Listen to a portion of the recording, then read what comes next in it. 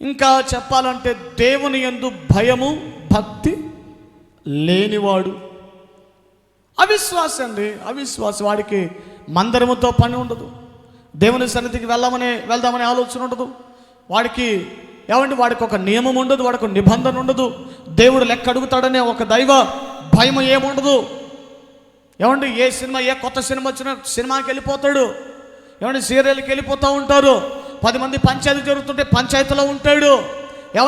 10 మంది ముచ్చట్లు పెట్టుకుంటే ఆ ముచ్చట్ల మధ్యలో వీడు ఉంటాడు. ఎవడు వీడు చెప్పాలి కదా, ఎవడు వీడు? అవిశ్వాసి. అవిశ్వాసి సిగరెట్ తాగుతుంటాడు, మందు తాగుతుంటాడు, బూతులు మాట్లాడుతూ ఉంటాడు, గర్వంగా ప్రవర్తిస్తూ ఉంటాడు, అహంకారంగా ప్రవర్తిస్తుంటాడు, ఎవరిని కన్ను మిన్ను కానుకుండా మాట్లాడిస్తూ ఉంటారు.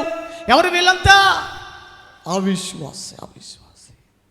అందుకే దేవుని బిడ్డలు విశ్వాసులు ఎవరితో సహవాసం చేయాలో చెప్పాడు. అవిశ్వాసులతో జోడుగా ఉండండి. ఒక మాట, ఎలా ఉండాలి? అన్న బాగున్నారా, అక్క బాగున్నారా, hi, good morning, happy new year, happy Christmas, అంతే, కీలకతం, అంతే, అయిపోయింది. అంతకు మించిన సహవాసం లోకముతో, లోకస్తులతో, లోక ప్రజలతో మనకు అవసరం లేదు. అవసరం లేదు. We don't want any fellowship in this world. ఈ లోకంలో మనకు అట్లాంటి సహవాసం అవసరం లేదు. జాగ్రత్త. సహవాసము చెడగొడుతుంది. సహవాసము నీ బుద్ధిని మార్చివేస్తుంది. ఇశ్రాయేలీయులు అన్య జనులతో వారు కలుసుకొనిరి. 78వ కీర్తనలో అనుకుంటాను. దేవునికి చాలా కోపం తెప్పించిన సంగతులలో అది కూడా ఒకటి. ఏమిటంటే వారు అన్య జనులతో కలిసి భోజనం చేశారు. ఇక పనికి మాలినటువంటి వ్యవహారాలు కూడా చేశారు. వారు అన్య జనులతో కలిసిపోయిరి.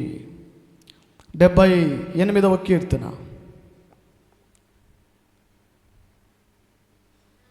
78వ కీర్తనలో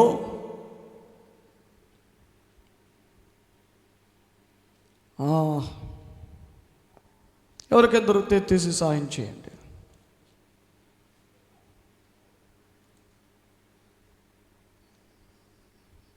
దేవునికి మహిమ కలుగును గాక. హల్లెలూయా. సరే, అలా ఉంచండి.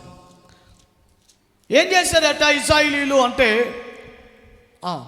రైట్, 106వ కీర్తన 34వ వచనం నుండి చదవండి.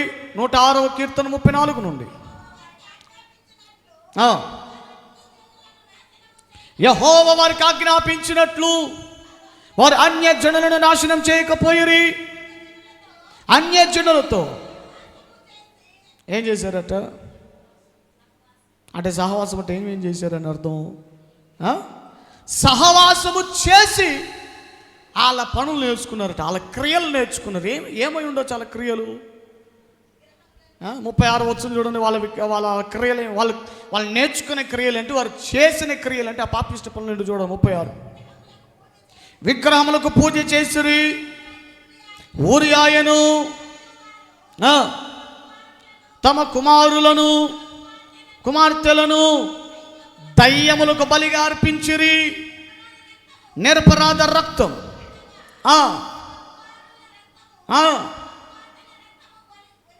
ఒలికించిరి. కనాను దేశపు వారి బొమ్మలకు వారిని బలిగా అర్పించిరి.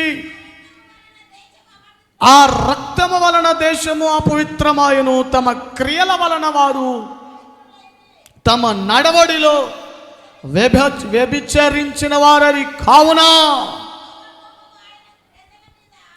రగులుకుందట. దేవునికి స్తోత్రం చెప్పండి ఒకసారి. హల్లెలూయా. అన్యజనులతో కలిసి ఏం చేశారట? హ్యాపీ సంక్రాంతి అని చెప్పుకుని తిరిగారట. హ్యాపీ ఉగాది, హ్యాపీ రంగుల పండగ.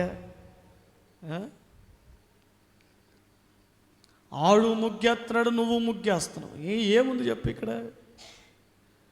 వాడు రంగులు కొడుతున్నాడు, నువ్వు రంగులు కొట్టుకుంటున్నావు.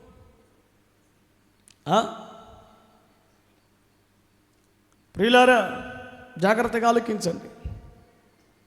అన్యజనులతో వారు సహవాసం చేసి వారి క్రియలు నేర్చుకున్నారట. ఒకసారి ఒక ఫ్రెండ్, ఒక స్నేహితుడి ఇంటిలో, ఇదేంటిది,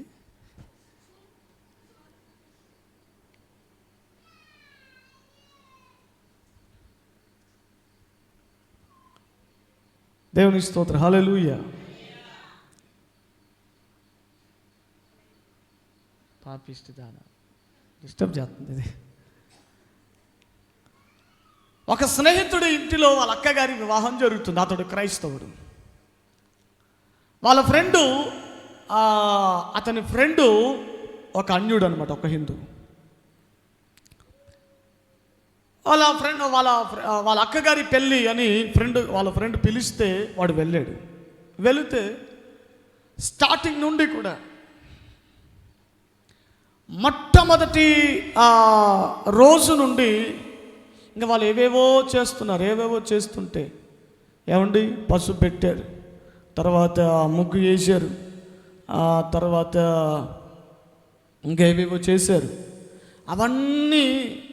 అవన్నీ చేయటం వీళ్ళ ఫ్రెండ్ చూశాడు. వీళ్ళ ఫ్రెండ్ చూసి, ఒరే మీరు క్రిస్టియన్సే కదా, ఇవన్నీ మేము చేస్తాం కదరా, ఇవన్నీ మీకెట్టొచ్చినాయి, ఇవన్నీ మేము చేస్తాం కదరా, దేవుళ్ళు వేరుగా అన్నట్టున్నారే, మీరు మేమంతా ఒకటే, నువ్వు అంతా బాయోపెహరం, దేవుడు అనే పేరు వేరుగా ఉంది కానీ మనం చేసే పద్ధతులు ఒకటేరా, వరే అని వాడన్నాడు. ఒకటి ఎందుకు అవుతుంది, మా దేవుడు వేరు మీ దేవుడు వేరురా, మా దేవుడి పద్ధతులు వేరు మీ దేవుడి పద్ధతులు, ఏమిట్రా మీ దేవుడి పద్ధతులు అని చెప్తే అప్పుడు మొదలుపెట్టి ఈయనకు స్వార్థ చేస్తాడు. అంత అయిన తర్వాత, ఏమండి నిజమే కదా, ఇవన్నీ బైబిల్లో లేవు కదా, ఇవన్నీ యేసయ్య చెప్పలేదు కదా, ఇవన్నీ ఏ క్రైస్తవుడు చెయ్యకూడనివి సంగతులు కదా, ఇవన్నీ మేము చేస్తున్నాం ఎందుకని వాడు ఆలోచన చేయటం మొదలుపెట్టాడు. అప్పటికే పెళ్లి స్టార్ట్ అయిపోయింది. వాడు ఏం చేస్తాడు, వాడు ఒకటే నిర్ణయం తీసుకున్నాడు, నా పెళ్ళి ఇలా చేసుకోకూడదు, నా వివాహం ఇలా జరగకూడదు. ఏమండి మీరు ఆలోచన చేయండి. పెళ్ళిళ్ళకు ఏమంటే అదేదో పొట్టేలు కోస్తారు పెళ్ళి కొడుకుని చేసేటప్పుడు. ఈ మధ్యలో ఎక్కడో చూసాను నేను, అది నాకు అంతవరకు తెలియదు. పెళ్ళి కొడుకుని చేసేటప్పుడు పొట్టేలను కోస్తారన్న సంగతి నాకు తెలియదు. ఈ మధ్య ఎక్కడో చూసా. ఏమంటే అసలు పొట్టేలు కోయమని అసలు ఎక్కడుంది, పరిశుద్ధ గ్రంథాలు ఎక్కడ రాయబడి ఉందా? ఏమంటే నువ్వు వెడ్డింగ్ కార్డ్స్కి పసుపు అంటిస్తావు కదా, ఆ పసుపును ఏమంటే అంటించమని పరిశుద్ధ గ్రంథం అని చెప్పిందా? మనకెందుకు అయ్యాను సోకులు? మరి ఆ వ్యవహారాలని మనకు అవసరమా? అడుగడుగునా ఎన్నో విషయాలలో, ఎన్నో సంగతుల్లో ఈ రోజున ఏమంటే మనము అన్య జనులతో కలవకపోయినా వారి క్రియలతో మనం మ్యాచ్ అయిపోతున్నాం. వారి క్రియలతో మనం సహవాసం అయిపోతున్నాం. ఇశ్రాయేలీయులు వారు తీసుకున్న రెండవ నిర్ణయం ఏమిటంటే, మా కుమారులనైనను మా కుమార్తెలనైనను ఈ దేశపు జనులకు మేము ఇవ్వము. అవునండి, వివాహాలు దేవుని చిత్త ప్రకారంలోనే ఉండాలి. ఏమంటే ద్వితీయోపదేశకాండంలో చెప్పబడుతుంది, ఎద్దును గాడిదను జత చేసి, ఎద్దు స్వభావం ఏంటి, గాడిద స్వభావం ఏంటి చెప్పండి? గాడిద బరువు మోసేది, ఎద్దు దున్నేది. మోసేదాన్ని తీసుకొచ్చి వసే గాడిద దున్నవే అని అంటే అదంటది, నేను మా జనాంగం మా వంశం అంతటికి దున్నే ఎవరమే మాకు లేదు, అసలు దున్నే అలవాటు మాకు లేదు, ఏదో మీరు బలవంతంగా దున్నమన్నారు కదా అని చెప్పేసి వచ్చామని అది కమిట్మెంట్ తీసుకొని దున్నటం స్టార్ట్ చేసింది అనుకో, ఎద్దు స్ట్రైట్గా పోతుంటుంది, ఇది ఒక లైన్లో పోవద్దు అనమాట. అదేమో కాస్త ముందుకు పోతుంటుంది, ఇది వెనకలు పోవటమా లేదా అవతలకి వెళ్ళిపోవటమా లేకపోతే ఎగిరి ఇంకో పొలంలోనికి వెళ్ళిపోవటం, ఏదో ఒకటి పిచ్చి పని ఏదో కూడా జరిగిద్ది. అందుకనే ప్రభువారు అన్నారు, ఎద్దును చూడండి, ఆ మాట చూడండి, ద్వితీయోపదేశ కాండము ఎక్కడుంది ఎద్దు?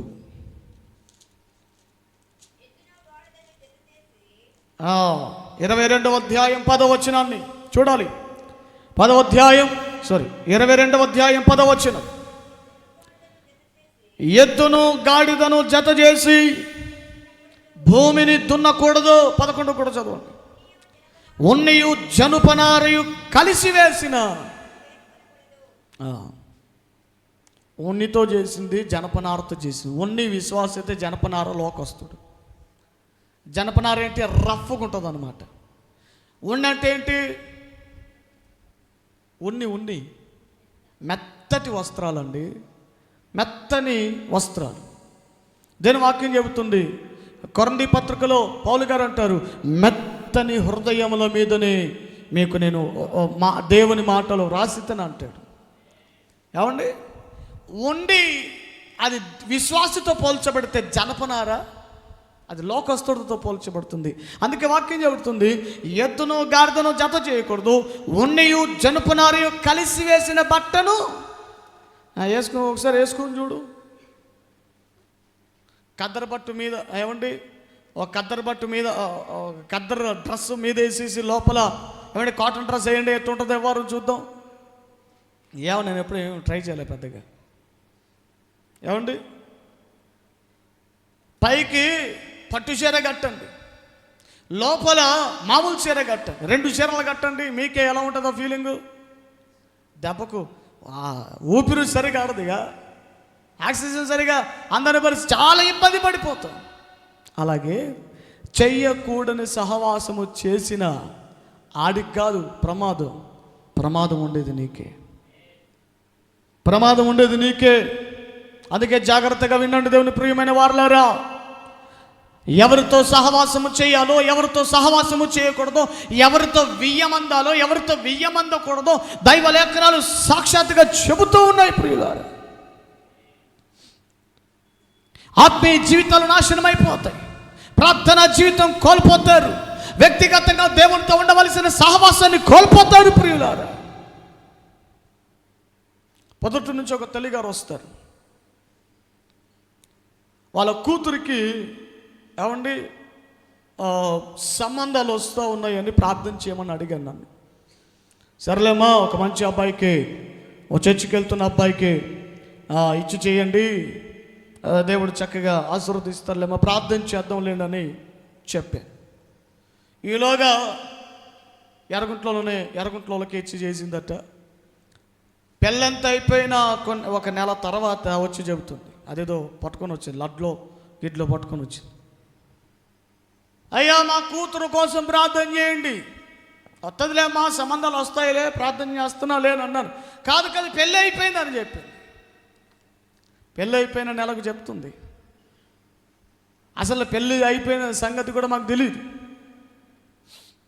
సరే కదా అని ఇప్పుడు ఏమైందంటే, ఏమన్నాయ్యా సంసారం బాగాలేదండి అని అంట.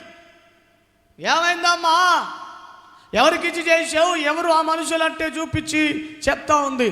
ఇదిగో వీళ్ళకి ఎలాంటిది చేసిందంటే, ఏమంటే పాప వయసు ఏమో 19-20 సంవత్సరాలు, ఆయన వయసు ఏమో సుమారుగా 35 సంవత్సరాలు 40 సంవత్సరాల పైన ఉన్నాయి. పైగా ప్రమోషన్ ఏంటంటే పైన ట్యాంకా ఊడిపోయింది, పైన కొబ్బరి చిప్ప మొత్తం నున్నగా ఉంది. బట్టతల. అదేంటమ్మా, నిన్న మొన్న చదువులు అయిపోయినటువంటి అమ్మాయిని తీసుకెళ్ళి అట్టంటోడికి కట్టబెట్టావు అంటే, మరి డబ్బులు ఏమి తీసుకోమన్నారండి, కట్నం ఏమి తీసుకోమన్నారు పాస్టర్ అయ్యానంటే, కట్నం తీసుకోమంటే ఏకంగా పోయి అంటగడతావా, కాస్త బుద్ధి లేదా నీకు? సరే అంటగట్టావు, పోయి ఎవరమ్మ వాళ్ళనంటే, ఎవరిని విగ్రహారాధన చేసేవారంటే, పోయి వాళ్ళకి అంటగట్టింది. దీనికి అంతంత మాత్రమే భక్తి. ఏ అమ్మాయికి పోయి వాళ్ళకి అంటగట్టింది. ఎవరి బిడా? సంవత్సరాల తరబడి సంవత్సరాలుగా భక్తి చేస్తున్న ఒక విశ్వాసి అయి ఉండి తన కూతురు ఎవరో ఒకరు తెలియని ఒక ముక్కు పరిచయం లేనటువంటి వ్యక్తి కట్నం లేకుండా వివాహం చేసుకుంటానంటే నేను అర్థం చేసుకుని కట్నం లేకపోయినా పర్లేదు అంటున్నాడంటే ఇటు మగవాడైనా అటు ఆడవాళ్ళైనా నాకు కట్నం అవసరం లేదు, ఏం అవసరం లేదు, పిల్లనిస్తే చాలు, పాపునిస్తే చాలు అంటున్నారంటే ఇతర ఆడపిల్లలు ఎంత కట్టమైన పర్లేదు ఇస్తామని అన్నాడంటే డౌట్ పెట్టుకోండి. ఇతల ఎంత కట్టమైన కట్టమేమి అవసరం లేదని అబ్బాయి తరపున అన్నాడంటే డౌట్తో ఆలోచన చేయండి.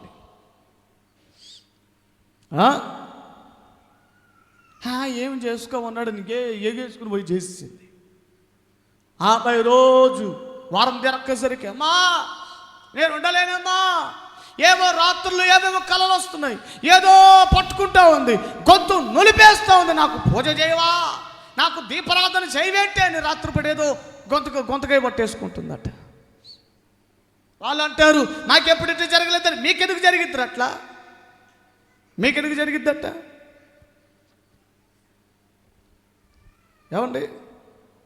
ఓ దొంగోడు ఇంకో దొంగని కొడతాడా? గమనించండి, అగ్ని ఇంకో అగ్నిని నాశనం చేయలేదు, దానికి విరోధంగా ఉన్నదాన్ని నాశనం చేస్తుంది. పోయి వివాహం చేసింది. ఎంత చెప్పి ఏం లాభం? ఇప్పుడు ఎంత చెప్పి ఏం లాభం?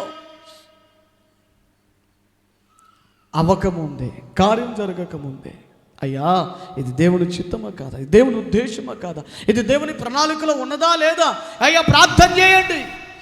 సేవకుడు ఒకసారి పలకట్లేదా, విసిగించండి ఈ విషయాల్లో. ఒక్కసారే జరిగేది వివాహం. పాస్ గారు పలకపోతే, కృపణ గారు పలకపోతే విసిగించేయండి, దాపకి విసుగు రావాలి, విసిగించేయండి, తప్పేం లేదుగా. ఒక్కసారే జరిగేది కాబట్టి మన జీవితంలో. హల్లెలూయా. వారు తీసుకున్న నిర్ణయాలు ఏమిటట? నెహెమ్యా గ్రంథం 10వ అధ్యాయం 30వ వచనంలో మేము దేశపు జనులకు మా కుమార్తెలను ఇయ్యకయు, వారి కుమార్తెలను మా కుమారులకు పుచ్చుకొనకయు ఉండము అనే జనాలందరూ తీర్మానం తీసుకున్నారట. అందరూ ఏకధాటి మీద నిర్ణయం తీసుకున్నారు. ఈరోజున ఇలాంటి నిర్ణయాలు మన జీవితానికి చాలా అవసరం అండి. మన వ్యక్తిగత కుటుంబ జీవితాలకు, మన ఆత్మీయ జీవితాలకు ఇలాంటి నిర్ణయాలు మన జీవితానికి చాలా అవసరం. అలాగే 31వ వచనాన్ని కూడా చదవండి. మరలా 3వ నిర్ణయం, 3వ ఒడంబడిక, వారు ఒప్పుకొని చెప్పిన దాన్ని బట్టి వారు చేసుకొనిన నిబంధన, తీసుకొనిన నిర్ణయాలు ఏమిటంటే 3వదిగా 31వ వచనం చదవండి. దేశపు జనులట విశ్రాంతి దినమునందు అమ్మకపు వస్తువులనే కానీ భోజన పదార్థములనే కానీ అమ్ముటకు తెచ్చిన ఎడల విశ్రాంతి దినమున కానీ పరిశుద్ధ దినములలో కానీ వాటిని కొనకుందుమనియు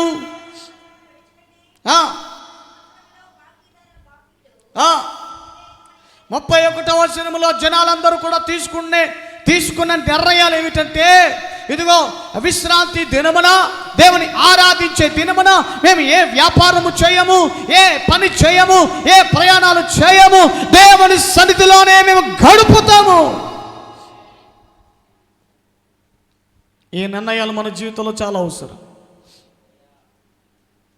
దానికి ముందు ఎలా ఉన్నారని, విశ్రాంతి దినమందు ఏవో చేశారట. విశ్రాంతి దినాన్ని ఉల్లంఘించారు.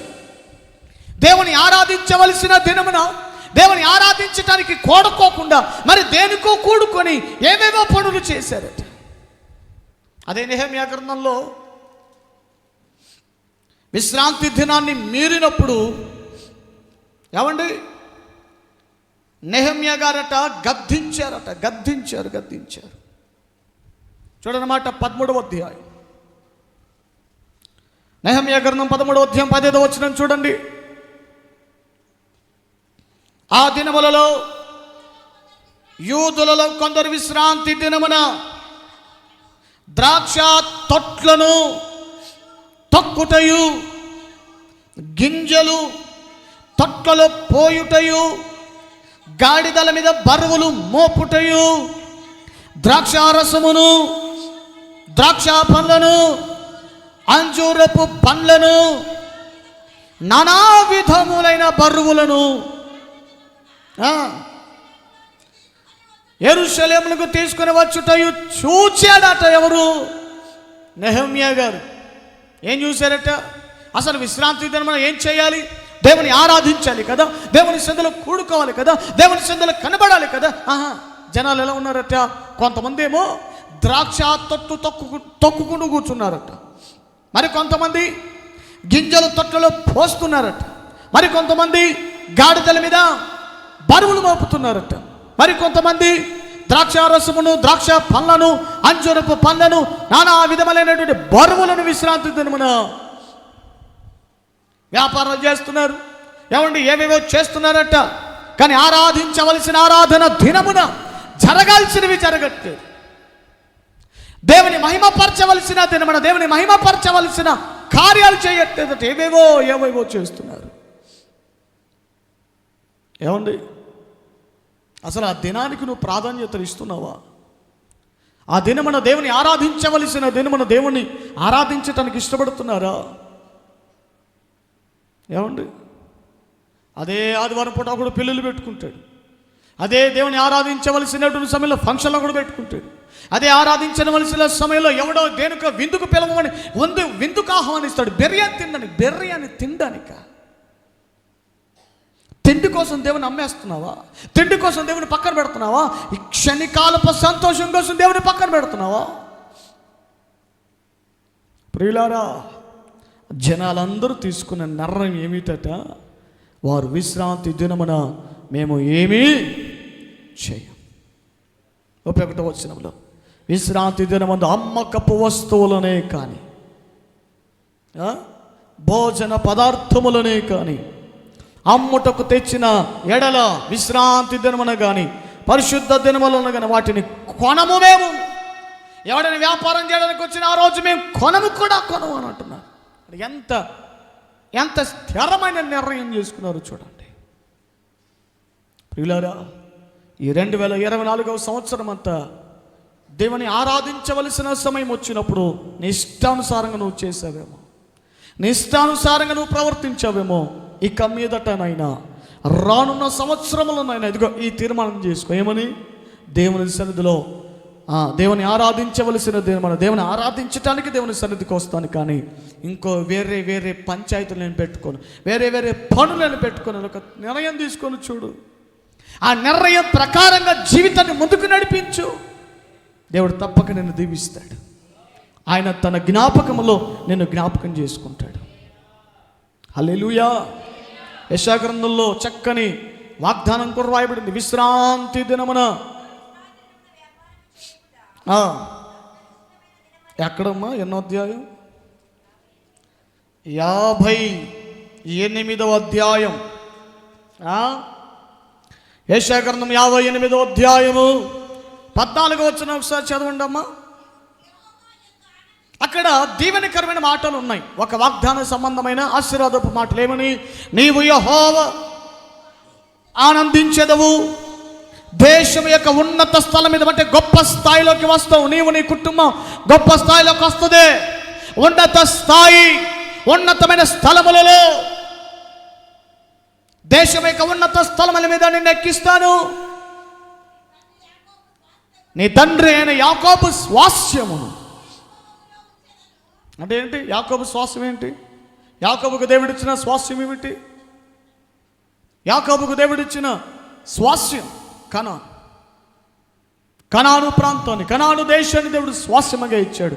ఆ కనాను దేశపు స్వాస్యాన్నట నీ అనుభవములో ఉంచుతాను. హల్లెలూయా. పితరులను దేవుడు ఏ రీతిగా ఆశీర్వదించాడో నిన్ను కూడా ఆశీర్వదిస్తాను అన్నదే ఆ వాగ్దానం.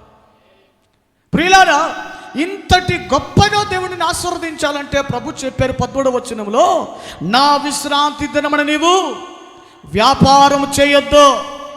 నా విశ్రాంతి దినమున నీవు వ్యాపారం చేయొద్దు, బయటికి వెళ్ళొద్దు, పని చేయొద్దు. మరి ఏం చేయాలి? మరి కూడట అన్నం ఎట్లండి మాకు? మరి 6 రోజులు ఇచ్చింది ఎందుకు? 6 రోజులు ఇచ్చింది దేనికి రా? డ్యాన్స్ చేయడానిక, కొరియోగ్రఫీ చేసుకోవడానిక, డ్రామా నేర్చుకోవడానిక, అటు ఇటు ఫంక్షన్లు తిరగటానిక కాదు కదా. నువ్వు కష్టపడి సంపాదించుకొని కుటుంబానికి కాస్త జీవనాన్ని స్థిరపరచుకుంటావని దేవుడు నిన్ను ప్రేమించి 6 రోజులు ఇచ్చాడు. 7వ రోజున బాబు 6 రోజులలో నిన్ను దీవించి నీకు పని కలగజేసి, నీకు సామర్థ్యం కలగజేసి 7వ దినమున నువ్వు వచ్చి నా ఎదుటికి వచ్చి నన్ను స్తుతిస్తావని కదా 7వ దినాన్ని నిన్ను స్థిరపరిచింది, ఆ దినమును నీకు ఇచ్చింది. ఆ దినమును కూడా ప్రభు అన్నారు, నా విశ్రాంతి దినమున వ్యాపారం చేయకుండా. ఆ దినాన్ని మనం ఎలా ఏం చేయాలంటే ఆదివారమే కదండి, పెద్ద ఏముంది, పెద్ద డిఫరెన్స్ ఏముంది? సోమవారం వస్తుంది, మంగళవారం వస్తుంది, అలాగే ఆదివారం కూడా వచ్చింది. కొంతమంది సాధారణమైనటువంటి దినముగా ఎంచుచున్నారట. దేవుని ఆరాధించవలసిన దినాన ఆ దినాన్ని ఎలా భావిస్తున్నారట? అదే అందుకే నీ బతుకుల్లో భయం ఉండట్లేదు. ఇష్టం ఉంటే వస్తావు, ఏమండి ఏదైనా ఇబ్బంది అయితే ఆదివారం పూట మానేస్తావు. కారణం ఏంటి? అది నీకు ప్రతిష్ఠితమైన దినము కాదనే కదా. ప్రతిష్ఠితమైన దినం అయితే ఏం చేస్తావు తెలుసా?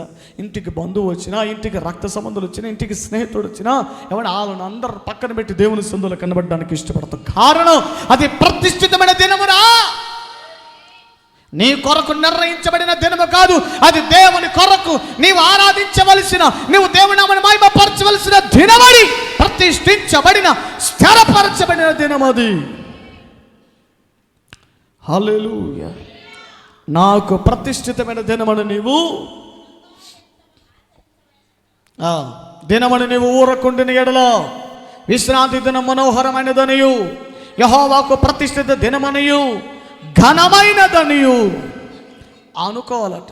అనుకున్నావా? అనుకోలేదు కాబట్టి ఏముందిలే, మామూలు రోజే కదా, మామూలు ఆదివారమే కదా అని అనుకుంటున్నావు కాబట్టి నీకు భయం లేదు. అని అనుకొని ఎందుకురా నీకు అవన్నీ లైవ్ పెట్టు, అట్లా పనుకుమాల విషయాలన్నీ గెలుపుతారు. అనుకొని దాన్ని ఘనముగా ఆచరించిన ఎడల నీకిష్టమైన పనులు చేయొద్దు.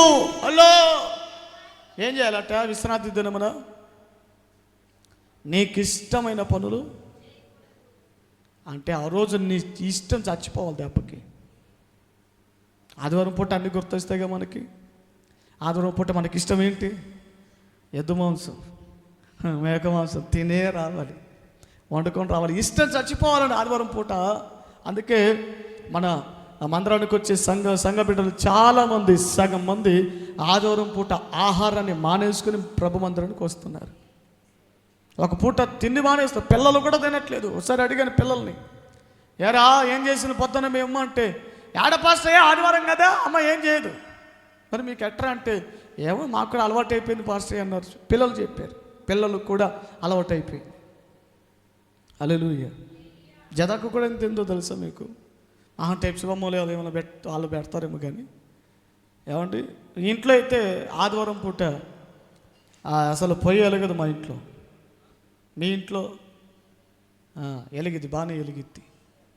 అది వెలిగించుకొనే రావాలి మందిరానికి, అది తినే రావాలి. మీ దరిద్రం అంతా అక్కడే ఉండిపోయింది. ఇష్టం ఏం చదివారు అక్కడ? నీకు ఇష్టమైన అది. ఏమి ఇష్టం అండి మీకు? కొంతమందికి ఆదివారం పూట పిక్నిక్లకి వెళ్ళటం ఇష్టం, టూర్లోకి వెళ్ళటం ఇష్టం, ఇంకా ఇక్కడికి ఫంక్షన్కి వెళ్ళటం ఇష్టం, బంధువుల ఇళ్ళకి వెళ్ళటం ఇష్టం. ఆ ఇష్టాన్ని చంపుకొని దేవుని మందిరానికి రాగలిగితే నీవు యెహోవా యందు ఆనందించదవు. ఆమేన్. నీకు ఇష్టమైన పనులు చేయకయు, వ్యాపారం చేయకయు. ఏం చేస్తారట కొంతమంది ఇళ్ళకాడ? లోకవార్తలు. ఏమిట్రా జమిలి ఎన్నికలట వస్తాయా రావా? అవి వస్తాయా రాదు నీకెందుకు? లోకవార్తలు అట. లోకవార్తలు చెప్పడానికి సాక్షి పేపర్ వాడు ఉన్నాడు, ఈనాడు ఉన్నాడు, ఆంధ్రజ్యోతి వాడు ఉన్నాడు. ఆడు చెప్తున్నాడు కదా, మళ్ళీ నీకెందుకట? శుభ్రంగా ఆ రోజు వచ్చి దేవుని వార్త నువ్వు వినాలి. స్తోత్రం చెప్పు ఒకసారి. లోకవార్తలు కాదు నువ్వు వినాల్సింది, శుభవార్త, దేవుని వార్త వినాలి, సువార్త వినాలి. రాజ్య సువార్త, నిత్య సువార్త, సమాధాన సువార్త, కృపా సువార్త. కీర్తనకారుడు అంటాడు, ప్రతి ఉదయమున నీ కృపావార్తను నేను వింటాను అని అంటున్నాడు. కృపావార్త వినటానికి రావాలి మందిరానికి. లోకవార్తలు కాదు, లోకవార్తలు చెప్పడానికి కాదు. ఏమండి నువ్వు ఇంటికాడ కూర్చోడానికి, దేవుని వార్తలు వినటానికి రావాలి. పరలోకంలో ఏం జరుగుతుందో చెప్తాడు ఆయన. నీ కుటుంబంలో ఏమంటే జరిగే అలజడులకు పరిష్కారం ఏమిటో చెబుతాడు. వార్త అండి, మందిరానికి వస్తే తెలిసిద్ది నీ బతుక్కి. రాకుండా ఎలాగడ మూలం కూర్చొని ముక్కుకుంటా కూర్చొని నీ శ్రమ పోయిద్దా, నీ నింద పోయిద్దా, నీ కన్నీరుకు పరిష్కారం దొరికిద్దా? ఆ కన్నీరు దేవుని సన్నిధికి వచ్చి కన్నీరు కారిస్తే కదా దేవుని వార్త పరిష్కారం అనేది నీకు తెలిసిద్ది. మందిరానికి రావు, కష్టాలు పోవాలి, నష్టాలు పోవాలి, అప్పులు పోవాలి, కష్టాలు పోవాలి, కన్నీళ్ళు పోవాలి, కడగలు పోవాలి, భర్త మారాలి, భార్య మారాలి, పిల్లలు మారాలంటే ఎట్ట మారుతారు? నువ్వు రాకుండా నువ్వు రావాలి. దేవుని సన్నిధికి వచ్చే దినాన్ని ప్రతిష్ఠించుకోండి. అది ప్రతిష్ఠితమైన దినమని ఎంచుకోవాలట, అనుకొని రావాలట. లోకవార్తలు ఆ రోజున దేవుని వార్తలే మనం వినాలి. అంటే మిగతా పూట సినిమాలు వినాలని కాదు, అలా తీసుకోవద్దు, రాంగ్ తీసుకోకండి. వినిన వార్తలు మిగతా పూట ఏం చేయాలంటే, పశువులు కొన్ని ముందు గడ్డి మొత్తం అంతా తినేస్తాయట.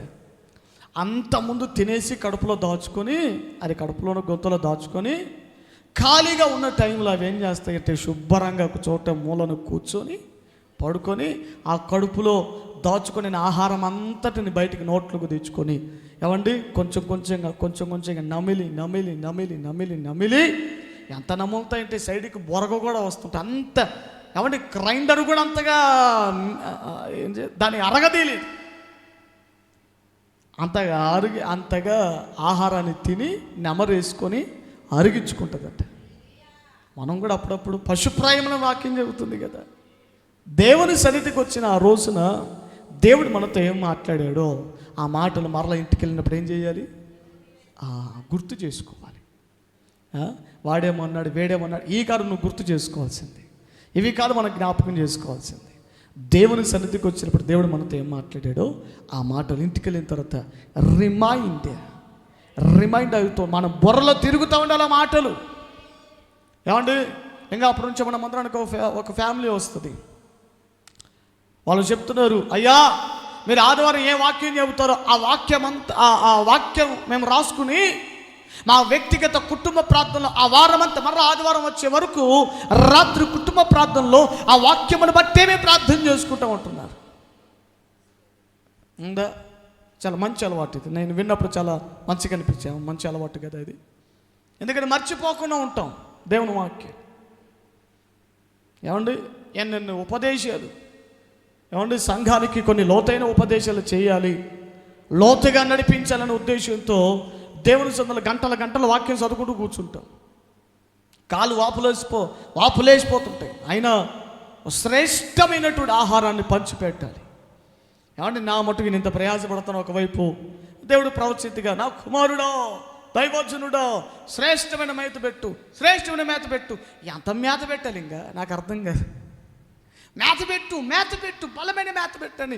ఇంకెన్ని గంటలు కూర్చొని ఇంకెంత మేత తీసుకుని రావాలి? కాకపోతే ఇంకా సరిపోలేదేమో, సరే ఇంకొంచెం ప్రయాసపడదాం, ఇంకొంచెం ప్రభువా ఆ బలమైన మేత ఏదో ఇంకొంచెం ఈ ప్రభువా అని ప్రయాసపడుతూ ఉంటాం. ఏమండి ఒకప్పుడు డైరీలో మొత్తం రాసుకుంటూ వచ్చి కూర్చోటాన్ని చెప్పేటాన్ని. ఇవాళ డైరీలు కూడా ఉండట్లేదు, మొత్తం బుర్రలో తిరుగుతున్నాయి ప్రసంగాలన్నీ. ఏమన్నా అందుకే డైరీలు లేవు, ట్యాబు లేదు, ఏమి లేదు. ఉత్త బైబిల్ ముందు వేసుకుని కూర్చున్నా. ప్రభువా నువ్వు నీ ప్రజలకు ఏదైతే మాట్లాడుతావు అదే మాట్లాడించాను కూర్చొని అలా నిలబడి ఉంటున్నాడు అంతే. దేవుడు ఇచ్చిన వాక్యాన్ని ఒక్కటి పట్టుకొని నిలబడ్డాను అంతే. ఇందాక ఐదు నెలలు అన్నాను కానీ నేను ఏదో ఊహతో చెప్పాను. అసలు అన్ని ఉన్నట్టు కూడా నేను చూడలే. ఏదో ఒక ఉదయం నేను ధ్యానం చేశాను అంతే. ప్రియులారా, ఇన్ని నిర్ణయాలు చేశారని లెక్క పెట్టలేదు. ఏమండి? కాబట్టి ఇన్ని విషయాలు చెబుతూ ఉంటే టైంపాస్ కోసం చెబుతున్నావా? కాదు కదా, కాదు. నువ్వు మళ్ళీ ఇంటికి వెళ్ళిన తర్వాత దాన్ని మళ్ళా నువ్వు జ్ఞాపకం చేసుకోవాలి. హల్లెలూయా. మూడవ నిర్ణయం ఏం తీసుకున్నారట వాళ్ళు? విశ్రాంతి దినాన్ని మేము ఆచరిస్తాము, దేవుని సన్నిధిలోనే మేము గడుపుతామని నిర్ణయం తీసుకున్నారు. ఇది ఎన్నవది? మూడవది. నాలుగవ నిర్ణయం చూద్దాం. నాలుగవదిగా 32వ వచనాన్ని చదవండి. మరియు మన దేవుని మందిరపు సేవ నిమిత్తం ప్రతి సంవత్సరం, ఇది మనకు కొత్త పాయింట్ దొరికింది మనకిది. ప్రతి సంవత్సరము తులము వెండిలో 3వ వంతు ఇచ్చేదమని నిబంధన చేసుకుంటే. స్తోత్రం చెప్పండి ఒకసారి. ఇశ్రాయేలీయులు అందరూ కూడా కలిసి ఏమని నిబంధన చేశారట? నాలుగవదిగా సేవ నిమిత్తం, మన దేవుని మందిరపు సేవ నిమిత్తం తులము వెండిలో తులము వెండిలో 3వ వంతు ఇస్తాము. ఎవరికి ఇస్తారట? దేవునికి కాదు, ఓ దైవ సేవకుడికి కూడా కాదు. ఆ మందిరములో జరిగే సేవకి ఏమంటే ఏం చేస్తున్నారట వాళ్ళు? సంవత్సరానికి ఒక్క మారు ఏం చేస్తున్నారట? తులము వెండిలో 3వ వంతు. ఇప్పుడు వెండి రేట్ ఎంత ఉందమ్మా? అంతేనా? తులము వెండి 1000 రూపాయలు. బంగారం ఎంతమ్మా? 84,000. 80 లోపే. 80కి వచ్చేసిందా? ఏం పర్లేదు, ఇంకో సంవత్సరం మొత్తం 1,00,000 అయ్యిద్ది తులం. పెళ్ళిళ్ళు చేసుకున్నట్టు ముందుగా కొని పెట్టుకోండి అమ్మ, 1,00,000 కాకముందే. నేను మనోళ్ళకి చెప్పాను, 50,000 60,000 ఉంటూ ఉండగానే చెప్పాను. మా దగ్గర పెళ్ళి వచ్చినప్పుడు చూసుకుందాం అయ్యా అని అన్నారు. ఇప్పుడు 80లో కూర్చుంది. అప్పుడు చెప్పా, బిస్కెట్లు కొని పెట్టుకోండి. వినడే ఏ మానవుడు? బిస్కెట్లు కొని పెట్టుకొని తర్వాత కావాలంటే ఓన్ డిజైన్స్ చేసుకొని అని చెప్తే వినడు ఏ మానవుడు? వినేవాడు మిస్పా ప్రార్థన మందిరం ఎందుకైతే చెప్పింది? తండ్రి సమానుడు, పాపం పెద్దోడు, పెద్ద వయసు కలిగినోడు, కాస్త కొద్ది మాట చెప్పాడు కదా అని చెప్పి తీసుకోరు కొంతమంది. 80,000 అట్ట మరి తులం కొనుక్కోండి, ఎట్ట కొట్టుకుంటారు. ఇంకో కొద్ది కాలం మొత్తం 80 కాస్త 90, ఇది 90. అప్పుడు 3 తులాల కట్నం ఇవ్వాల్సింది పోయి 1 తులం కిందకి వచ్చింది. మనం చూసుకో. అల్లుడుగాడు ప్రతి సంవత్సరం వచ్చి నీ ఇంట్లో తిష్టేసి కూర్చుంటాడు. ఏందత్తా మామా, నేను 1 తులం ఇచ్చావని నీ బిడ్డను సరిగా చూసుకోకుండా ఉంటాడు. సరేలే, ఆ పంచాయతీలు మనకెందుకులే కానీ. సరే, వెండి ఎంత ఉంది? ఎంత అన్నారు? 1000 రూపాయలమ్మా. తులము 1000 రూపాయలట. తులము 1000 రూపాయల్లో 3వ వంతు అట. అంటే ఎంతని? 300 అని. అంతేనా? 700? బాబన్న ఏందో చెప్పిన? 750 రూపాయలు. ఎన్నిసార్లు ఇచ్చారు వాళ్ళు? సంవత్సరానికి ఒక్క మారు తులము వెండిలో 3వ వంతును దేనికోసం ఖర్చు చేశారట? అసలు దేనికోసం ఇచ్చారట? మందిరములో జరిగే సేవ నిమిత్తమై. ఎంతో గొప్ప నిర్ణయం అండి. నెహెమ్యా చెప్పలేదు, ఎజ్రా చెప్పలేదు, మందిరం ఇంత ఇక్కడ ఇంత పరిచయం జరుగుతుందిరా మిస్పా ప్రార్థన మందిరంలో సపరేట్గా సంవత్సరం ఒక్కసారి.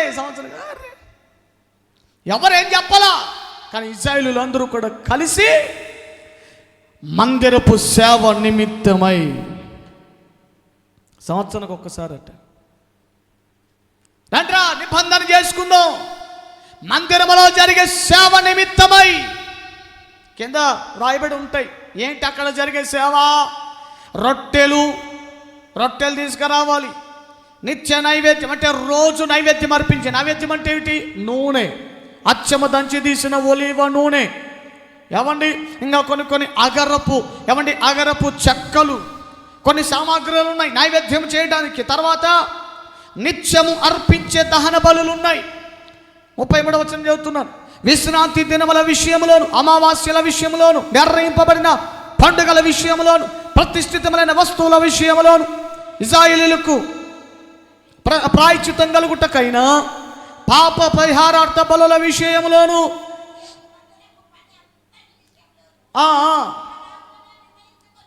34వ వచనంలో కూడా కట్టెల అర్పణం అని ఒకటి ఉంటుంది. అంటే మందిరంలో జరిగే సేవలు ఏమిటి? రోజు నైవేద్యం జరిగేది ఉంది, రోజు బలి కార్యాలు జరిగేవి ఉన్నాయి. ఏమంటే బలి కార్యాలు జరగాలంటే ఏముండాలి? బలిపీఠం ఉండాలి. ఆ బలిపీఠం రగలాలంటే దానిలో ఏముండాలి చెప్పండి? ఎక్కువగా కట్టెలు ఉండాలి. కట్టెలు ఇప్పుడు ఎవరు తీసుకురావాలి? అప్పుడంటే కట్టెలు, మరి ఇప్పుడు గ్యాస్ కదా. ప్రతి ఆధారం దేని మీద వండుతున్నాం అమ్మ? మొన్నటి వరకు కట్టెలు వండినాం, మరి ఇప్పుడు గ్యాస్ బిల్ ఎవడు ఇవ్వాలి? చెప్పరేంటమ్మా? ఏదో పాయింట్ వచ్చింది కాబట్టి ఇంకా లాగుతున్నాం. ఇప్పుడు గ్యాస్ బిల్ ఎవడు ఇవ్వాలి? అరే ఇదంతా మందిరంలో జరిగే సేవ కదా. ఇదంతా మందిరంలో జరిగే సేవ. మిస్పా ప్రార్థన మందిరంలో జరుగుతున్న సేవ నిమిత్తమై సపరేట్గా తులము వెండిలో 3వ వంతు మనకు తెలిసిందల్లా కానుక, దశం భాగం, ఏదైనా కార్యక్రమం అయితే ఇంటికి వచ్చినప్పుడు పాస్టర్ గారికి కానుక పెట్టారు. ఇదే మనకు తెలిసింది. అంతేగాని మందిరంలో ఇంత సేవ జరుగుతుంది, ఇంత పరిచయం జరుగుతుంది. అరే ఇంతమందికి ఎంతమంది వచ్చినా ఒక వారం 100 మందిలో వస్తారు, కొంతమంది కొన్ని వారాలలో కొంతమంది వస్తారు. ఎంతమంది వచ్చినా ఏమండి ఆహారం అసలు బియ్యం ప్యాకెట్లు సరిగ్గా ఉన్నాయా లేదా అని ఆలోచించేవారు ఎంతమంది ఉన్నారు? ఏమండి నెలకొసరికి ఎన్ని మూటల బియ్యం అయిపోతాయి? ఎంతమంది తెచ్చేవాళ్ళు ఉన్నారు? ఎంతమంది తేలేదు? అయినా ఆగుతుందా ఈ పరిచర్య? ఎప్పుడో ప్రారంభమైంది. నాన్నగారు ఎప్పుడో ప్రారంభించారు. ఏమండి ఆదివారం వచ్చున్న విశ్వాసులు తినటానికి భోజన విషయంలో పాపం దూరం నుంచి వస్తుంటారు. వాళ్ళు ఇబ్బంది పడకూడదని, స్థానికంగా ఉన్నవాళ్ళు ఎవరి దూరం నుంచి వచ్చే వాళ్ళకి ఇబ్బంది కలగకూడదని. మీకు విషయం తెలుసా? చాలా మందిరాలలో పక్క ఊర్ల నుండి వచ్చే వాళ్ళకే భోజన సదుపాయం ఉంటుంది, స్థానికంగా ఉండే వాళ్ళకి భోజనం ఉండదు.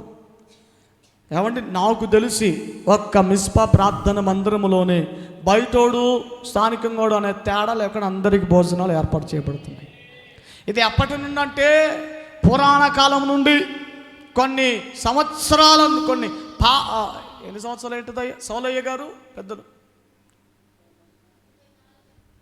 34 సంవత్సరాలుగా వస్తుందట. 34 ఏళ్ళ నుంచి ఎన్ని బస్తాలు అయిపోయి ఉంటాయి, ఎన్ని బియ్యం ప్యాకెట్లు అయిపోయి ఉంటాయి. ఏమండి ఎప్పుడైనా ఆలోచించారా? ఏమండి ప్రత్యేక ఉపవాస ప్రార్థన కూడికలు పెట్టినప్పుడు ఏమండి మీ ఇంటికి 2 ఫ్యాన్లు, ఒక ఫ్రిడ్జ్, ఒక కుక్కర్కే మీ ఇంటికి 1000 రూపాయల బిల్లు వచ్చిద్దే, మరి మందిరానికి ఎంత బిల్లు రావాలి? కరెంట్ బిల్ అండి. ఎప్పుడైనా ఆలోచించారా? ఏమండి నెలకు కట్టే కరెంట్ బిల్ ఎంతో తెలుసా? ఎంతలేండి, మీకు ఎందుకు తెలుసుకుని ఏం చేస్తారు మీరు? మీ ఇంటికంటే వచ్చే బిల్లు మందిరంతో కొంచెం ఎక్కువగానే ఉంటుంది. ప్రియులారా ఎప్పుడైనా ఆలోచించారా? అయ్యో మందిరంలో ఇంత సేవ జరుగుతుంది కదా, మందిరంలో జరగాల్సిన సేవ ఇంకా చాలా ఉంది కదా, దాని కొరకు మనవంతు మన ప్రయాసపడదాం, మనవంతు మన సహకరణ ఇద్దాం. న్యూ ఇయర్కి రాగానే అయ్యో విధవరాళ్ళకి ఏం చేయాలి? చీరలు పెట్టాలి. ఇదేమిటి? ఇది కూడా కొన్ని సంవత్సరాలుగా వస్తున్నటువంటి సేవలో భాగమైపోయింది. ఇది విధవరాళ్ళకి ఎంతమంది 50 మంది ఉన్నా, 60 మంది ఉన్నా, ఎంతమంది ఉన్నా సరే ఏమండి చీరలు పంపిణీ చేయాలి. ప్రియులారా అంత మాత్రమేనా? ఎన్ని కార్యక్రమాలు, ఎన్ని కార్యక్రమాలు ఉన్నాయి, ఎంత సేవ జరుగుతుంది. ఏనాడైనా ఆలోచించావా? ఏనాడైనా ఉద్దేశించారా? అయ్యో మందిరంలో ఎంత సేవ జరుగుతుంది, మందిరంలో జరుగుతున్న ఈ సేవ కొరకు ఇదిగో ఈ సంవత్సరంలో నా మట్టుకు నేను ప్రత్యేకమైన అర్పణగా, ఒక తోడ్పాటుగా, ఒక సహకరణగా నేను కొంత ఇస్తానని ఎప్పుడైనా తీర్మానం చేసుకున్నావా? కానికి తల్లా సరిపోదా? దశమభాగం ఇస్తున్నాను సరిపోదా? కొంతమందికి అదొక ఆలోచన.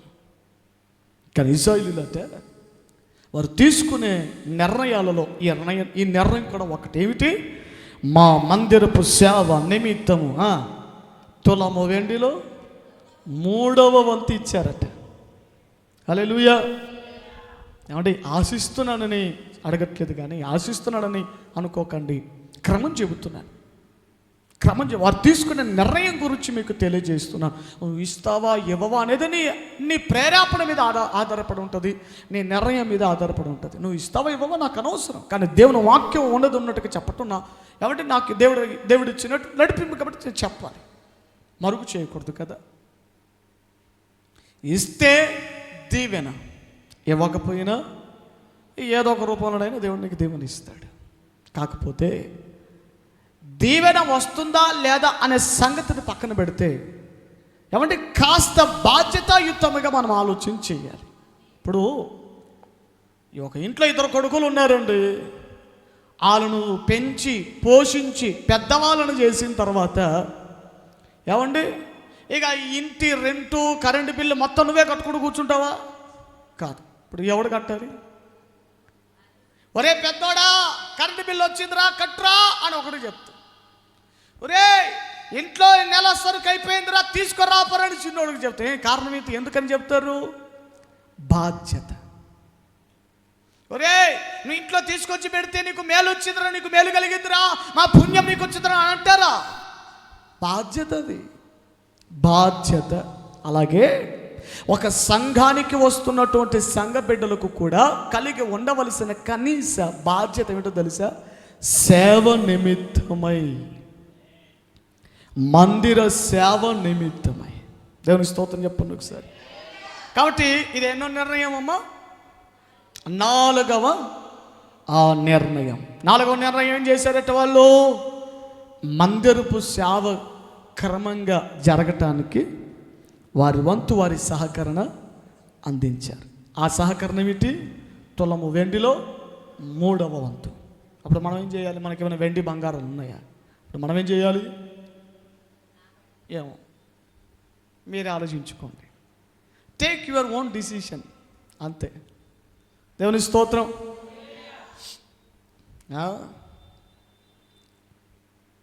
వచ్చే కష్టాజీతంలో ఏమంటే ఇన్సూరెన్స్ కానీ సగం కడతావు, పోస్ట్ ఆఫీస్ బిల్ అని సగం కడతావు. ఏమంటే వీటన్నిటికీ సపరేట్ చేయకపోయింది. దేవుని సేవ కోసం సపరేట్ చేయలేవా? జరగాల్సిన సేవ కొరకు అయ్యో ఇంత భారభరితమైన సేవ జరుగుతుంది కదా, ఏమండి బాధ్యత ఉండక్కర్లేదా? ఉండాలి, తప్పనిసరిగా. ఓ సంఘ బిడ్డలాగా మనం ఆ బాధ్యత తీసుకోవాలి. ఏమిటా బాధ్యత? మందిర సేవ నిమిత్తమై మనవంతు సహకారం. తర్వాత ఇది 4వ నిర్ణయం.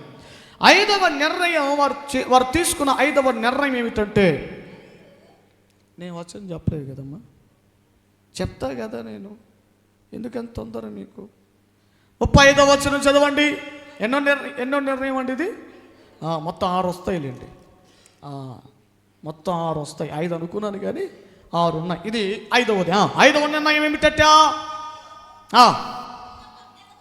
భూమి యొక్క ప్రథమ ఫలములను, సకల వృక్షముల ప్రథమ ఫలములను ప్రతి సంవత్సరము ప్రభు మందిరమునకు మేము తీసుకొని వచ్చినట్లుగా మేము నిర్ణయించుకుంటూ. మీ స్తోత్రం చెప్పండి ఒకసారి. 5వదిగా వారు తీసుకునే నిర్ణయం ఏమిటట? మా ప్రథమ ఫలములను మేము దేవుని మందిరమునకు మేము తీసుకొని వస్తాం. ప్రథమ ఫలం, ఫస్ట్ ఫ్రూట్, ప్రథమ ఫలం. భూమి ఉంటే ఆ సంవత్సరం భూమి వేసుకున్నాడు అనుకోండి, ఆ మొట్టమొదటి గింజలు, మొదటి ఫలం అంటే ఆ ఎకరానికి ఎన్ని ఓట్లు పడుతాయండి? ఒక ఎకరానికి ఎన్ని ఓట్లు పడుతాయి? ఒక 10 మూటలు పండాయి అనుకోండి తీస్తే, ఆ 10 మూటల్లో ఏం చేయాలి? దేవునికి ప్రథమ ఫలం అన్నప్పుడు ఫస్ట్ మూటే. మొదటి మూట ఏం చేయాలి? దేవునికి ఇచ్చేయాలి. తీసేయాలి. దేవుని సన్నిధికి, దేవుని మందిరానికి తీసుకొని రావాలి. ఆ తర్వాత ఏమండి, రాక మీ పిల్లల్లో మీకు ఉద్యోగాలు వచ్చాయి అనుకో, ఫస్ట్ జీతం వచ్చింది, అప్పుడు ఏం చేస్తావు? ప్రథమ ఫలం అండి, ఫస్ట్ ఫ్రూట్, ప్రథమ ఫలం, అది దేవునిదని వాక్యం చెబుతుంది. ఇశ్రాయేలు తీసుకుని నిర్ణయం అదే. ఒరే బాబు, మనటి వరకు మన కష్టార్జితమంతా దేవునికి అసలు ఇవ్వకుండా దొంగతనం చేసేవురా, దేవునికి ఇవ్వకుండా ఇబ్బంది పడేవురా, అందుకే మనకేది మిగలలేదు, మనకేది ఉండట్లేదు. అందుకని అబ్బాయి, మనమందరం కూడా ఒక నిర్ణయం తీసుకుందాం. ఏమిటి ఆ నిర్ణయం అంటే, ప్రథమ ఫలములు దేవునికి మనం ఇద్దాం. పండ్లలోను, ఏమండి, ఆహార విషయంలోను, భూమి పంటల విషయంలోను ప్రథమ ఫలం, ప్రథమ ఫలం. అలాగే 36వ వచనంలో కూడా చెబుతున్నారు, మా కుమారులలో జ్యేష్ఠ పుత్రులు. ఏమండి, ఫస్ట్ ఎవడైనా కొడుకు పుట్టాడు అనుకోండి, ఆ ఫస్ట్ కొడుకు ఎవరికి ఇస్తారట? దేవునికే ఇస్తున్నారట.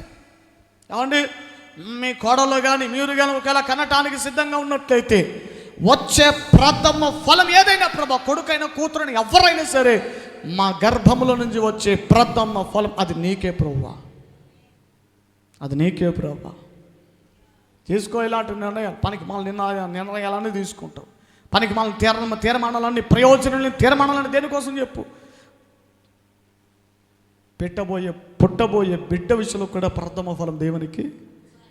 మరి మాకు బిడ్డలు ఆల్రెడీ పుట్టేశాడు కదా అయ్యానంటే, ఉన్న బిడ్డలనే సమర్పించు, లేదా ఉన్న బిడ్డల విషయంలోనే ప్రార్థన చేయి. ప్రభువా, ఇదిగో నీ చిత్తమైతే ఇదిగో నా పెద్ద కొడుకుని వాడుకున్నాయన, నా పెద్ద కొడుకుని ప్రథమ ఫలంగా నువ్వు స్వీకరించునాయన, నువ్వు ఎన్నుకో ప్రభు అని ప్రార్థన చేయి, దేవునికి అప్పగించు. ఎప్పటి నుండే దేవుడు ఎన్నుకోవటం ప్రారంభిస్తాడు. ఆమేన్, హల్లెలూయా. సరే, కొడుకు లేదా కూతురులే ఉన్నారా? ఆ కూతురులను దేవునికి సమర్పించండి. ఆ కూతురుల విషయంలో దేవా ఇదిగో నా బిడ్డని ఎన్నుకోనాయన అని సమర్పించి ప్రార్థన చేయి. ఒక సమయం వచ్చినప్పుడు నీ ప్రార్థన ఆలకించిన దేవుడు సహాయం చేస్తాడు. హల్లెలూయా. కొంతమందిని దేవుడు సేవకునిగా పుట్టక ముందే ఏర్పరచుకుంటాడు, కొంతమందిని పుట్టిన తర్వాత ఏర్పరచుకుంటాడు, మరి కొంతమందిని తల్లి తండ్రుల ప్రార్థన ద్వారా కూడా ఏర్పరచుకుంటాడు. స్తోత్రం చెప్పు గట్టిగా. ఇంగ్లాండ్ దేశాన్నే గొప్ప ఉజ్జీవం చేత కదిలించిన గొప్ప దైవజనుడు ఉన్నాడు. ఆయన పేరు జాన్ వెస్లీ. వాళ్ళ అమ్మగారికి మొత్తం 6 సంతానం పుట్టారు. ఎంతమంది? 6 మంది పుట్టారు. 6 మంది పుడితే, దేవా, నా 6 మంది కుమారులలో ఇదిగో ఏ కుమారుడు నీ చిత్తంలో ఉన్నాడో ఆ కుమారుడిని నీ సేవకు వాడుకొనైనా, నీ సేవకు వాడుకొని ప్రభు అని తల్లి ప్రతిరోజు కన్నీరు గారుస్తూ ప్రార్థన చేసేదట. ప్రార్థన చేస్తుంటే ఒకరోజు సమయం వచ్చింది, జాన్ వెస్లీ దేవుని సేవకుడిగా అభిషేకించబడ్డాడు. దేశం అంతటిని ఏమండి దేవుని కొరకు సంపాదించగలిగాడు. ఆ దైవజనుడు ఒక రోజున సాక్ష్యం చెప్పిన సంగతి ఏమిటంటే, నా తల్లి కన్నీటి ప్రవాహంలో నేను దేవుని ఒడిలోనికి పరిగెత్తుకుంటూ కొట్టుకుంటూ వచ్చానని సాక్ష్యం చెప్పాడు. హల్లెలూయా. నా తల్లి కన్నీటి ప్రార్థన ప్రవాహంలో నేను దేవుని ఒడిలోనికి కొట్టుకొని వచ్చాను. అర్థమైందా? పిల్లల విషయంలో తల్లిదండ్రుల ప్రార్థన ఎంత గొప్పదిగా ఉంటుందో చూడండి. ప్రపంచాన్ని కదిలించినటువంటి, ప్రపంచ దేశాలలో గొప్ప స్వార్థికులుగా ఎవరిని మారినటువంటి వాళ్ళందరిలో చాలామంది, సగం మంది పైన వెనకల తల్లి చేసినటువంటి ప్రార్థన ద్వారా దేవుడు ఎన్నుకున్నాడు. ఆమేన్. డాక్టర్ బెల్లీ గ్రాహం గారు కూడా, వారు కూడా ఒకరు. డాక్టర్ బెల్లీ గ్రాహం గారు కొన్ని కోట్ల మందికి, సుమారుగా కొన్ని 100 కోట్ల మందికి పైగా స్వార్థను అందించిన గొప్ప స్వార్థ వీరుడని చెబుతూ ఉంటారు. ప్రథమ ఫలం అండి. మనకు పుట్టిన బిడ్డల్లో కూడా దశమ భాగం దేవునికి ఇవ్వాలి. మొదటి భాగం, దశమ, మొదటి వంతు, మొదటి ఫలం దేవునికి మనం ఇవ్వాలి. ఆ తర్వాత మా పశువులలో తొలిచూలులు, పశువులలో కూడా ఒకవేళ మీకు మేకలు, గొర్రెలు, పొట్టెలు లాంటివి ఉంటే వాటికి పిల్లలు పుడితే మొదటి పిల్ల ఎవరికి ఇవ్వాలి? దేవునికి మొదటి ఫలం. ఆ తర్వాత ధర్మశాస్త్ర గ్రంథమందు వ్రాయబడినట్టు మా మందలలో తొలిచూలులను మన దేవుని మందిరములో సేవ చేయు యాజకుల యొద్దకు మేము తీసుకుని వచ్చినట్లుగా నిర్ణయించుకొంటిమి. స్తోత్రం చెప్పండి ఒకసారి. హల్లెలూయా. ఏమిటట వారు తీసుకునే నిర్ణయం? ఈ సంవత్సరం నుండైనా ఇక మీదట నుండైనా మనము ప్రథమ ఫలములను అర్పించుదముగాక. దొంగమంద చాలామంది చెప్పలేదా మీరని? వచ్చేది చిన్నదైనా పర్లేదు, మాకు చాలా నష్టాలు ఉన్నాయండి, మేము చాలా కట్టుకునేవి చాలా ఉన్నాయండి, అవి పోవాలంటేనే ముందు ఇది చేయాలి. ఆమేన్. ముందు అవి పోవాలంటే ఇది చేయి, అప్పుడు దేవుడు నిన్ను దీవిస్తాడు. సరే, చివరిగా 6వది లాగితే ఇంకా చాలా విషయాలు వస్తాయి. 6వ వచనం చివరి మాట చెప్పి నేను ముగిస్తాను. చివరిగా వారు తీసుకున్న గొప్ప నిర్ణయం 6వదిగా 39వ వచనం చూడండి. లేవీయులను ధాన్యమును క్రొత్త ద్రాక్షారసమును నూనెను తేగ సేవ చేయు యాజకులను ద్వార పాలకులను గాయకులను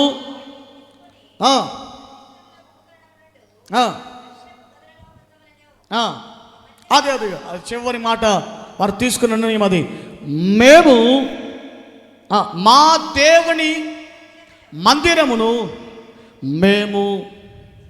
అందరు నాతో చెప్పండి, మా దేవుని మందిరమును. చెప్పట్ల దొంగమందా చాలామంది? చెప్పండి, మా దేవుని మందిరమును మేము విడిచిపెట్టము. ఇది వారు లాస్ట్ తీసుకున్న నిర్ణయం. హల్లెలూయా.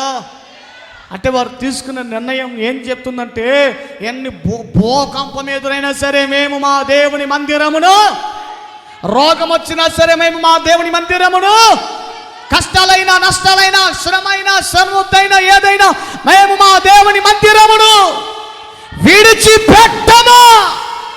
చెప్పి గట్టిగా స్తోత్రం అని. తీసుకున్నావా నిర్ణయం? ఏదో పాస్టర్ గారు పలకించమన్నాడు కాబట్టి పలకాలి కాబట్టి, లేకపోతే మైక్ వేసుకుని అరుచాడు ఇంత. మాకెందుకు వచ్చిన సంగతి? మేము మా దేవుని మందిరము. దమ్ము లేదా నిర్ణయం తీసుకోవడానికి, తీర్మానం చేయడానికి దమ్ము లేదా నీకు? ఆ రోజు మాకెన్ని పని బాటలున్నా ప్రభువా మేము మా దేవుని మందిరమును మేము విడిచిపెట్టము. చేస్తావా తీర్మానం? దమ్ము ఉండాలి చేయడానికి కూడా. అర్థమైందా? చేసుకున్న తీర్మానములకు వాళ్ళు ఏం చేశారట? ముద్ర వేసుకున్నారు. ఈ రోజున కూడా మనకు ముద్ర వేసుకోవాలి. వాక్యపు చేత ముద్ర వేసుకున్నాం ప్రియులారా. ఎన్ని ఇబ్బందులు ఎదురైనా 2025లోనైనా మేము దేవుని మందిరం విడిచిపెట్టమని తీర్మానములతో మనం ముందుకు సాగి వెళ్ళిపోదుము గాక. ఆమెనంత లేచి నిలబడండి. విన్న వాక్యమును బట్టి ప్రార్థన చేసుకున్నాం. అంత లేచి నిలబడదామా? ప్రతి ఒక్కరు కూడా లేచి నిలబడి విన్న వాక్యమును బట్టి ప్రార్థన చేసుకున్నాం. 6 నిర్ణయాలు మనం 6 నిర్ణయాల గురించి మనం విన్నాం. ఇశ్రాయేలీయులు తీసుకున్న 6 నిర్ణయాలు ఏమిటంటే, ఒక్కొక్కటి చెప్పండి గుర్తున్న వాళ్ళు. 1, ధర్మశాస్త్ర గ్రంథము ప్రకారంగా మేము నడుచుదము అని 1 తీర్మానం తీసుకున్నారు. 2వదిగా చెప్పండి. 2వదిగా ఎవరితో సహవాసం చేయకూడదో ఆ విషయాల్లో అన్యులతో మేము సహవాసం చేయమని తీర్మానం తీసుకున్నారు. 3వదిగా విశ్రాంతి దినమును మేము మీరకుండా దేవుని సందులో పాల్గొంటామని నిర్ణయం తీసుకున్నారు. 4వదిగా దేవుని సేవ నిమిత్తం కొంత సహకారం మేము ఇస్తామని నిర్ణయం తీసుకున్నారు. 5వదిగా ప్రథమ ఫలములను మా దశమ భాగములను దేవునికి మేము ఇస్తామని వారు తీర్మానాలు తీసుకున్నారు. 6వదిగా దేవుని మందిరమును మేము ఎట్టి పరిస్థితుల్లో విడిచిపెట్టము అని తీర్మానం చేసుకున్నారు. ఈ పూట ఇలాంటి తీర్మానాలు చేసుకోగలవా? ఈ 6 తీర్మానాల్లో ఒక్క తీర్మానమైనా కరెక్ట్గా చేయండి. ఒక్క తీర్మానంలోనైనా నిలకడగా ఉండండి. దేవుడు మీకు సహాయం చేస్తాడు. ప్రార్థన చేసుకుందాం. మమ్మల్ని అతిమికలుగా ప్రేమించిన మా ప్రియ పరలోకపు తండ్రి, మీ ఘనమైన శ్రేష్టమైన ఉన్నతమైన నామమునకు స్తోత్ర. అయ్యా, 2024వ సంవత్సరం గతించిపోబోతా ఉందయ్యా. ఇంకా నాయన ఇక 2 రోజుల్లో అయినా మేము ఈ 2020కి నేను మేము స్వస్తి పలికి 2025వ సంవత్సరానికి మేము ఆహ్వానాన్ని పలకబోతుండగా 2025వ సంవత్సరం మా బ్రతుకు ఎలా ఉండాలో ఇశ్రాయేలీయులు తీసుకున్న నిర్ణయాలను బట్టి మేము సిద్ధపరచబడుతూ ఉన్నాము నాయన. అదిగో ఆనాడు ఇశ్రాయేలీయులు అందరూ కూడా కలిసి ఒక నిర్ణయం తీసుకున్నారు ప్రభువా. నాయనా, ధర్మశాస్త్ర గ్రంథ ప్రకారంగా మేము నడుచుకుంటామని వారు తీర్మానం చేసుకున్నారు. ఈ పగలకాల సమయంలో మా తీర్మానాలు కూడా ఉంటానికి సహాయం చేయండి. ఆయన వాక్య ప్రకారంగా మా జీవితాలు కొనసాగించబడడానికి సహాయం చేయండి. వాక్యానుసారంగా ఉండటానికి మాకు సహాయం చేయండి. లోక పద్ధతులు కానీ లోక ఆచారాలు కానీ ఏవి కూడా మాలో కనబడటానికి వీల్లేదయ్యా. వాక్యమే మాలో కనబడాలి ప్రభువా. అడుగడుగున వాక్యమే మాలో కనబడాలి ప్రభువా. వాక్యం మీదనే మా జీవితాలు కట్టుకోవడానికి సహాయం చేయండి నాయన. రెండవదిగా ప్రభువా, ఇదిగో మేము అన్యులతో మేము సహవాసము చేయమని వారు తీర్మానం తీసుకున్నారు ప్రభువా. అవును నాయన, లోకస్తులతో మేము సహవాసం కలిగి ఉంటున్నామేమో, లోకస్తులతో కలివిడిగా మేము ఉంటున్నామేమో, అది ప్రమాదము, అది కూడదు అనేది నీ ఆజ్ఞ సెలవిస్తుంది. అదిగో నాయన, లోకస్తులతో మేము అధిక సమయమని వెచ్చించక పరిశుద్ధులతో, సేవకులతో, సంఘస్థులతోనే, ఆయన ఆత్మ సంబంధమైనటువంటి వ్యక్తులతోనే ఓ మంచి సహవాసం కలిగి ఆ సహవాసంలో వర్తిల్లున్నట్లుగా మాకు సహాయం చేయండి ప్రభువా. మూడవదిగా ప్రభువా, ఇదిగో వారు విశ్రాంతి దినమును మీరము అని నిర్ణయం తీసుకున్నారు ప్రభువా. అవును నాయన, విశ్రాంతి దినమున నేను ఆరాధించే దినమున ఏ పనులు పెట్టుకోక, ఏ ప్రయాణాలు చేసుకోక, నేను ఆరాధించే దినమున నిన్ను ఆరాధించడానికి వచ్చటానికి సహాయం చేయండి ప్రభువా. నాలుగవదిగా, ఓ నాయన, మందిరపు సేవ నిమిత్తము తులము వెండిలో 3వ వంతు నీకు ఇచ్చారని వాక్యం తెలియజేస్తుంది. అలాగే ప్రభువా, మా కష్టార్జితంలో ఆయన మీరు మాకు ఇచ్చే యావత్తులో కొంత మందిరంలో జరిగే సేవ నిమిత్తము మా మట్టుకు మేము సహకరణ ఇచ్చేవారముగా అయినా మమ్మల్ని ఇదిగో అట్టి స్థితిలో నిలుపమని వేడుకుంటున్నాము నాయన. ఐదవదిగా నాయన, వారు ప్రథమ ఫలములను ఇవ్వటానికి నిర్ణయించుకున్నారని వాక్యం సెలవిస్తుంది.